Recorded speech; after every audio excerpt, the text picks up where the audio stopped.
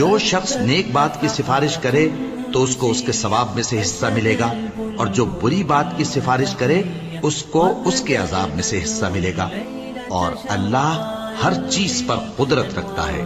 اور جب تم کو کوئی دعا دے تو جواب میں تم اس سے بہتر کلمے سے اسے دعا دو یا انہی لفظوں سے دعا دو، بے شک اللہ ہر چیز کا حساب لینے والا ہے۔ اللہ وہ معبود برحق ہے کہ اس کے سوا کوئی عبادت کے لائق نہیں۔ وہ قیامت کے دن تم سب کو ضرور جمع کرے گا، اور اللہ سے بڑھ کر بات کا سچا کون ہوگا؟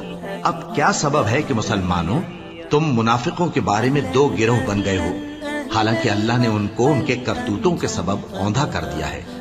کیا تم چاہتے ہو کہ جس شخص کو اللہ نے گمراہ رہنے دیا ہے اس کو رستے پر لے آؤ، اور جس شخص کو اللہ گمراہ رہنے دے تم اس کے لیے کبھی بھی رستہ نہیں پاؤ گے۔